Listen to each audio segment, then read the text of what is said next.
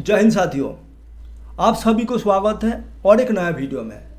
मैं हूं रुद्रा और आप देख रहे हो पल पल की गवर्नमेंट जॉब अपडेट और government job preparation channel exam मिस्त्री। आज इस वीडियो में चर्चा करूंगा एम्स अर्थात all India institute of medical science के तरफ से कॉमन रिक्रूटमेंट एग्जामिनेशन के तरफ से गवर्नमेंट जॉब की सीधा नोटिफिकेशन निकाल के आ रही है, जो कि एक गवर्नमेंट जॉब है और बेहतरीन जॉब है, जिसमें 66 ग्रुप में लगभग 100 से भी ज़्यादा वैकेंसी देखने को मिल रही है, जिसमें एक सर्विसमैन के लिए काफ़ी सारी पोस्ट में अच्छा खासा वैकेंसी रिजर्वेशन देखने को मिल रही है। दोस्तों, इस वीडियो आप देख रहे हो, इसके मतलब आपको एक गवर्नमेंट जॉब की तलाश है।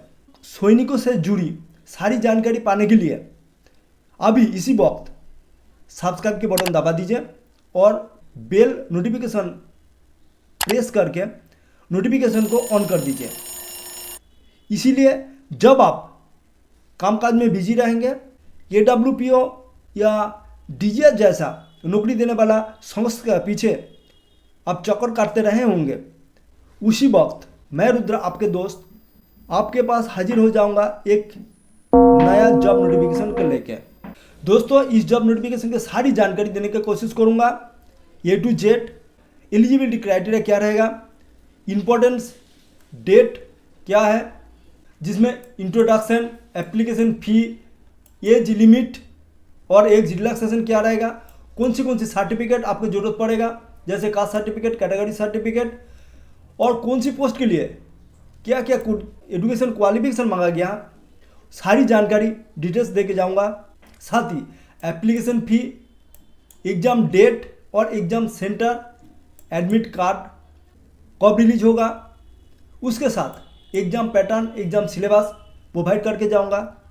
साथ ही जो आपका मेरिट लिस्ट और कौन सी डॉक्यूमेंट आपको चाहिए, सब कुछ आपको स्टेप बाय स्टेप गाइड करके जाऊंगा।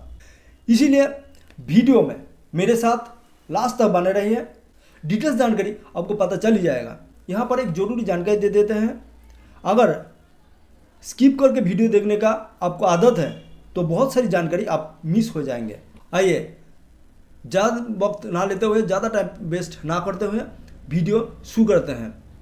यहाँ पे स्टार्टिंग डेट 7 जनवरी 2025 से शुरू हो गया है और क्लोजिंग डेट, एप्लीकेशन का क्लोजिंग डेट 31 जनवरी 2025 रखा गया है। आपको एप्लीकेशन स्टेटस 11 फरवरी 2025 को दिखा जाएगा, और अगर करेक्शन करना है, किसी वक्त कोई गलती हो गया है, तो उसके लिए आप 12 फरवरी से 14 फरवरी तक कर सकते हैं। डेट ऑफ एग्जामिनेशन यहाँ रखा गया है 26 फरवरी से लेकर 28 फरवरी तक, अर्थात आपका एग्ज़ाम 26 फरवरी से 28 फरवरी तक एग्ज़ाम हो जाएगा आपका। लिस्ट ऑफ एम्स, कौन सी एम्स में आपको ये वैकेंसी देखने को मिलेगा, ये सारी जानकारी यहाँ पे दे रखा है।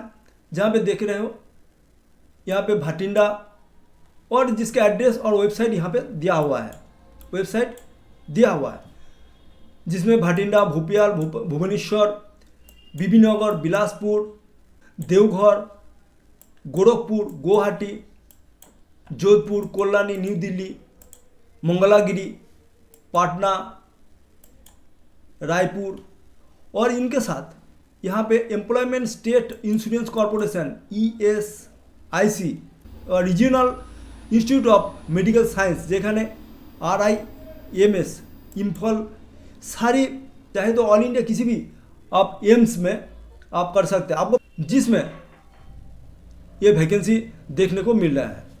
आइए डिटेल्स बात करते हैं। इसके लिए एज लिमिट क्या रखा है और एज रिलैक्सेशन क्या है वो देखते हैं। देखिए, मिनिमम एज लिमिट 18 साल है और मैक्सिमम एज लिमिट 35 ईयर्स रखा गया है। लेकिन SC ST के लिए यहाँ 5 साल की छूट है, OBC के लिए 3 साल की छूट है और PWD के लिए ये 2 साल की छूट है। ये age relaxation general category OBC SC ST के लिए है, और हमारे लिए जो एक सर्विसमैन उनके लिए है, जो लेंथ ऑफ मिलिट्री सर्विस उनके साथ 3 साल और जोड़ने के बाद जो प्रेजेंट एज है उनके साथ माइनस करने से जो आपको एज बैठेगा वही आपका एज माना जाएगा। और जो ओबीसी एक्स सर्विसमैन है उनके लिए है, जो मिलिट्री सर्विस है उनके साथ 6 साल और जोड़ लेना है और प्रेजेंट एज से आपको माइनस करना है। और जो एक सर्विसमैन SC ST है उनके लिए मिलिट्री जो सर्विस उनके साथ 8 साल और जोड़ लेना है और प्रेजेंट एज से आपको माइनस कर देना है। जो एज आपको निकल के आएगी वही आपको प्रेजेंट एज माना जाएगा। यह एक नोट दिया हुआ है, जो एक सर्विसमैन ऑलरेडी सिविल साइड से एक बार एक सर्विसमैन कोटा ले चुके हैं उनके लिए दोबारा री एम्प्लॉयमेंट नहीं एलिजिबल होगा। यहाँ पे एग्जाम पैटर्न क्या रखा है, जेखने CBT टेस्ट होगा 90 मिनट्स टाइम आपको दिया जाएगा। 100 MCQ होगा जिसका मार्क्स 400 की है और एक क्वेश्चन की 4 मार्क्स की है। 25 मार्क्स रहेगा जनरल नॉलेज, मैथ और जनरल कंप्यूटर के लिए और 75 जो क्वेश्चन रहेगा वो डोमेन रेस्पेक्टिव ग्रुप के लिए, अर्थात आप जिस पोस्ट के लिए अप्लाई कर रहे हैं उसके बेसिस में आपका ये 75 क्वेश्चन आपको देखने को मिलेगा। इसमें यह दिया हुआ है जिस क्वेश्चन 5 सेक्शन में डिवाइड किया गया और हर सेक्शन के 18 मिनट्स रखा गया है, क्योंकि ये सिक्योरिटी के मतलब से जहाँ ये सिक्योरिटी के लिहाजा से ये किया गया है। जो आपको क्या है जो 18 मिनट के जैसे हो जाएगा और दूसरे सेक्शन आपका चालू हो जाएगा। क्वालिफिकेशन एंड अदर क्राइटेरिया, जिसमें ईच क्वेश्चन कैरी 4 मार्क्स की है और 1/4 नेगेटिव मार्क अगर रॉन्ग आंसर देते हैं तो। एप्लीकेशन फीस क्या रखा है, देखिए एप्लीकेशन फीस जनरल OBC और कैंडिडेट के लिए 3000 रुपया रखा गया। ये बहुत ज़्यादा एक्सेस अमाउंट है और SC ST के लिए है 2400 रुपया और जो डिजेबल पर्सन है उसके लिए कोई एग्जाम फी नहीं लगेगा। पे कर सकते हैं डेबिट कार्ड, क्रेडिट कार्ड और नेट बैंकिंग के माध्यम से आप। इसमें यह बताया गया है अगर आपका फॉर्म किसी कारण के लिए रिजेक्ट हो जाएगा तो आपका जो ये एप्लीकेशन फीस है वो आपको रिफंड कर दिया जाएगा। इसीलिए आप अकाउंट नंबर अपना जरूर देना है। किसी भी ऑल इंडिया किसी भी आप एम्स के लिए भर सकते हैं, एक से ज़्यादा एम्स के लिए फॉर्म भर सकते हैं, लेकिन उनके लिए सेपरेटली आपको पे करना पड़ेगा। हर वक्त आपको 3000 रुपया ये जो एग्ज़ाम फी रखा गया है आपको एक सर्विसमैन के लिए। यहाँ पे एक सर्विसमैन के लिए एप्लीकेशन फ़ी में कोई रिलैक्सेशन नहीं देखने को मिल रही है।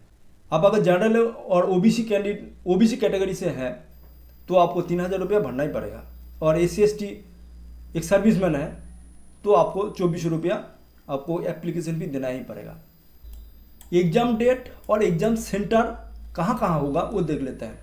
देखिए जो कंप्यूटर बेस्ड टेस्ट होगा वो 26 फरवरी 2025 से 28 फरवरी 2025 के बीच में होगा और इसके लिए 10 दिन पहले आपको नोटिस आपका दे दिया जाएगा। आपको जानकारी जो CBT का जानकारी आपका 10 दिन पहले ही आपको मिल जाएगा। एग्जाम सेंटर कहाँ होगा, जो आपके घर के नज़दीक,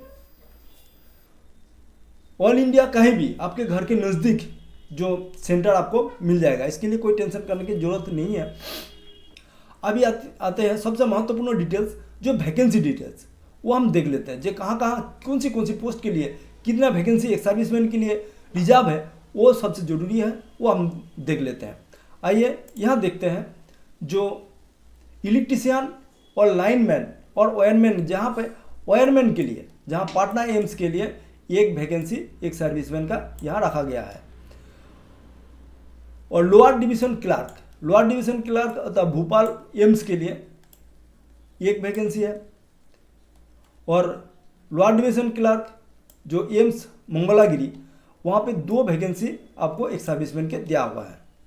जहाँ पे जूनियर यहाँ पे देखते हैं जो data entry operator, junior administrative assistant, lower division clerk, senior administrative assistant, UDC अर्थात अपर डिवीजन क्लर्क, इसमें क्या कहाँ पर कौन सी एम्स के लिए कितना वैकेंसी एक सर्विसमैन का है वो हम एक बार नज़रपात कर लेते हैं।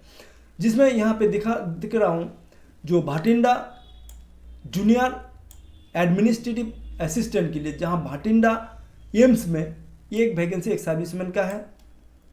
लोअर डिवीजन क्लर्क जहाँ पे इंडियन काउंसिल मेडिकल रिसर्च अर्थात ICMR हेडक्वार्टर में आपको 2 वैकेंसी एक सर्विसमैन के लिए रखा गया है।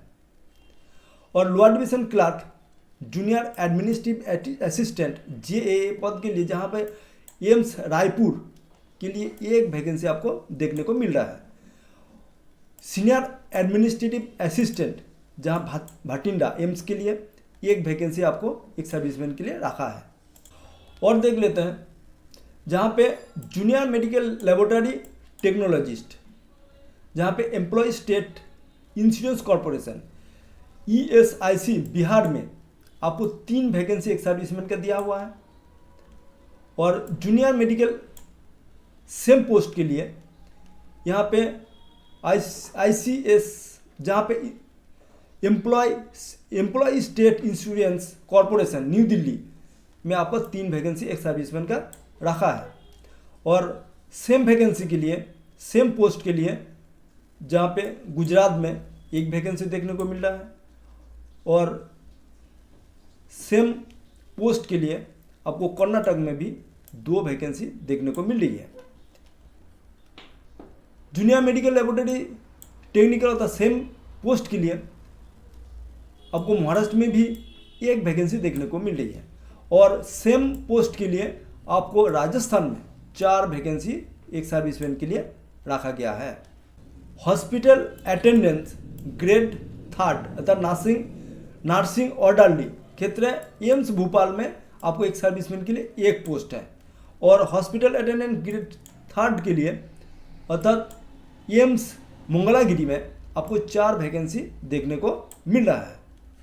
यहाँ पे हॉस्पिटल अटेंडेंस पाटना के लिए आपको 3 वैकेंसी आपको एक सर्विसमैन के लिए रखा गया है। वैकेंसी डिटेल्स और जानकारी लेते हैं। जहाँ पे ऑफिस अटेंडेंट ग्रेड 2 जहाँ जोधपुर के लिए 2 वैकेंसी एक सर्विसमैन का दिया हुआ है। ऑफिस स्टोर अटेंडेंट के लिए जहाँ पे मल्टीटास्किंग स्टाफ के लिए एक वैकेंसी जहाँ पे भोपाल के अंदर है। और ऑपरेटर E&M जब लिफ्ट ऑपरेटर के लिए पटना में एक वैकेंसी देखने को मिल रहा है। और OT अटेंडेंट के लिए OT असिस्टेंट के लिए जहाँ पे बिहार ESIC में आपको एक वैकेंसी एक सर्विसमैन का रखा है। और OT असिस्टेंट के लिए जहाँ दिल्ली में जहाँ ESIC दिल्ली में आपको 5 वैकेंसी एक सर्विसमैन के लिए रखा है। यहाँ लोअर डिवीजन क्लर्क जहाँ headquarter Indian council medical research ICMR में 2 वैकेंसी आपको एक सर्विसमैन के लिए रखा है। लोअर डिवीजन क्लर्क जहाँ जूनियर एडमिनिस्ट्रेटिव JAA के लिए आपको रायपुर में एक वैकेंसी को देखने को मिल रहा है। और भाटिंडा में भी एक वैकेंसी देखने को मिल रहा है। वैकेंसी का आगे बात करते हैं। जहाँ पे OT असिस्टेंट केरल में एक वैकेंसी देखने को मिल रहा है। जहाँ पे OT असिस्टेंट राजस्थान में भी 2 वैकेंसी देखने को मिल रहा है। OT असिस्टेंट पंजाब में भी एक वैकेंसी देखने को मिल रहा है। OT असिस्टेंट तमिलनाडु में भी 2 वैकेंसी देखने को मिल रहा है। और OT असिस्टेंट तेलंगाना में भी एक वैकेंसी देखने को मिल रहा है। यहाँ पे जूनियर रेडियोलॉजिस्ट अर्थात के लिए एक वैकेंसी देखने को मिल रहा है। जूनियर रेडियोग्राफ के लिए यहाँ पे जूनियर रेडियोग्राफ पोस्ट के लिए महाराष्ट्र एम्स में आपको एक वैकेंसी देखने को मिल रहा है। एवं जूनियर रेडियोग्राफ आपको उड़ीसा में कोई वैकेंसी नहीं दिखा, लेकिन जूनियर रेडियोग्राफर जूनियर रेडियोग्राफर, जहां राजस्थान में 3 वैकेंसी देखने को मिल रहा है। और सेम पोस्ट के लिए आपको तमिलनाडु में 2 वैकेंसी देखने को मिल रहा है। मोनिफोल्ड टेक्नीशियन अर्थात गैस स्टीवर्ड, मोनिफोल्ड रूम अटेंडेंस एवं पंप मशीन के लिए, जहां पे आपको पटना एम्स में 1 वैकेंसी देखने को मिल रहा है। और junior medical record officer Patna के लिए एम्स में आपको 1 वैकेंसी एक सर्विस में दिया हुआ है। जूनियर मेडिकल लेबोरेटरी टेक्नोलॉजिस्ट, जहाँ तमिलनाडु ESIC में आपको एक सर्विसमैन के लिए 2 वैकेंसी देखने को मिल रहा है। जूनियर और सेम पोस्ट के लिए तेलंगाना में भी 1 पोस्ट दिया हुआ है। फार्मासिस्ट के लिए जहाँ दिल्ली में 1 वैकेंसी रखा गया है। Medical record technician AIIMS Raipur में एक सर्विसमैन का 3 वैकेंसी दिया हुआ है। और मेडिकल रिकॉर्ड टेक्नीशियन अर्थात मेडिकल रिकॉर्ड जो टेक्नीशियन है उनके लिए जोधपुर एम्स के लिए भी 3 वैकेंसी दिया हुआ है। और भोपाल एम्स के लिए भी 4 वैकेंसी देखने को मिल रही है। अभी आते हैं जो एजुकेशन क्वालिफिकेशन, कौन सी पोस्ट के लिए क्या एजुकेशन क्वालिफिकेशन रखा गया है उसका एक बार नज़र देख लेते हैं। पोस्ट क्या है? डाटा एंट्री ऑपरेटर, जहाँ पे एज लिमिट 18 से 27 ईयर्स रखा है और 10th पास और इक्विवेलेंट रखा गया है। और आपका जूनियर एडमिनिस्ट्रेटिव असिस्टेंट के लिए एज लिमिट 18 से 30 है और 12 पास है। कंप्यूटर नॉलेज आपको चाहिए, जिसमें टाइपिंग टेस्ट में इंग्लिश के लिए 35 और हिंदी के लिए आपको 30 वर्ड पर मिनट चाहिए। लोअर डिवीजन क्लर्क के लिए आपका एज लिमिट 18 से 30 और एजुकेशन क्वालिफिकेशन में आपको 12 पास होना चाहिए। इसमें भी आपको टाइपिंग ज़रूरत है। लोअर डिवीजन क्लर्क JA पद के लिए आपको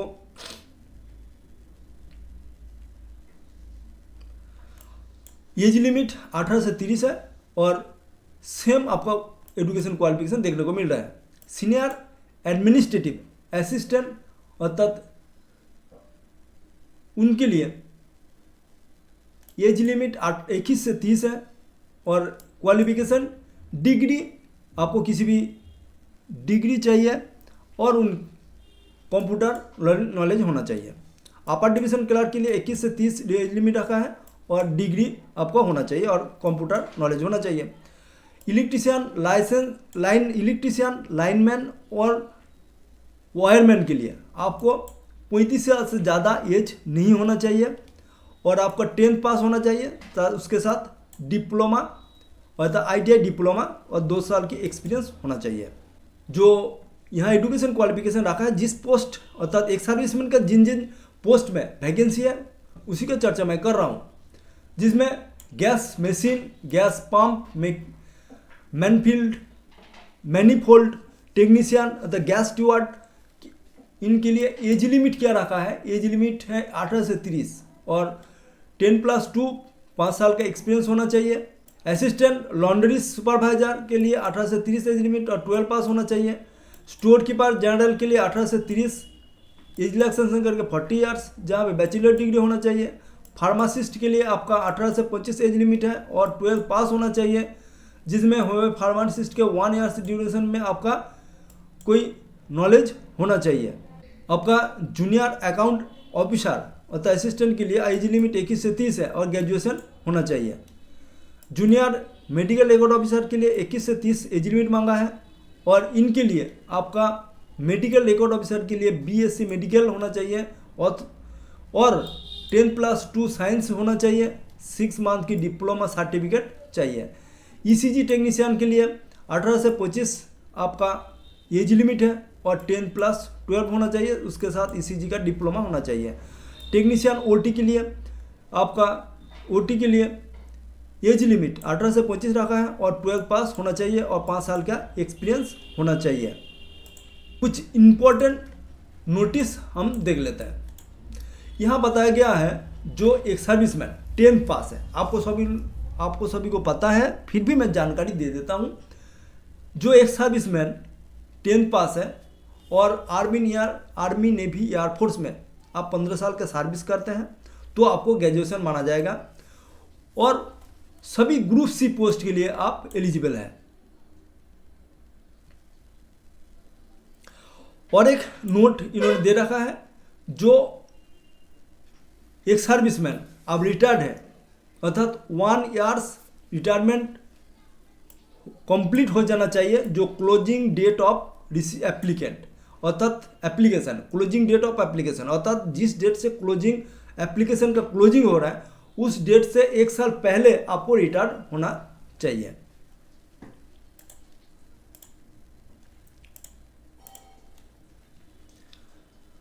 अभी क्या है, एग्जाम एप्लीकेशन प्रोसेस क्या है, जिसमें हम यहाँ पे ग्रुप बी और ग्रुप सी का वैकेंसी है। एक सर्विसमैन के लिए सिर्फ ग्रुप सी का वैकेंसी है और ये जो वेबसाइट दिया हुआ है, इस वेबसाइट में आप क्लिक करेंगे तो मेन वेबसाइट उनका जो एप्लीकेशन वेबसाइट ऑनलाइन मोड में वो उसमें पहुंच जाएंगे। वहाँ से आप सीधा एप्लीकेशन कर सकते हैं। यहाँ हम क्लिक करते हैं, जो उनका वेबसाइट दिया हुआ है वहाँ क्लिक करते हैं। वहाँ क्लिक करने से सीधा एक पेज खुल जाएगा। यहाँ पे रिक्रूटमेंट जो आइकॉन्स बना हुआ है यहाँ क्लिक कर सकते हैं, नहीं तो यहाँ पे जो कॉमन रिक्रूटमेंट एग्जामिनेशन यहाँ क्लिक करने से देखो आपका सीधा इस पेज में उनकी रीडायरेक्ट हो जाएगा। तो इस पेज का लिंक मैं सीधा डिस्क्रिप्शन बॉक्स में दे दूँगा और वहाँ जाके आप सीधा ये पेज है इस पेज में आ जाएंगे। ये जो कॉमन रिक्रूटमेंट यहाँ पे आप लाइव एडवर्टाइजमेंट दिख रहा है, यहाँ पे आप क्लिक करेंगे तो सीधा इस पेज में आएंगे और इस पेज से व्यू डिटेल्स जाएंगे तो आप सीधा इस पेज में आ जाएंगे, रीडायरेक्ट होके इस पेज में आ जाएंगे। फिर लॉग इन टू अप्लाई यहाँ क्लिक करेंगे तो ये एक डैशबोर्ड खुलेगा, जिस डैशबोर्ड में से जाके आपको मोबाइल नंबर और पासवर्ड क्रिएट करके लॉगिन आपको करना पड़ेगा।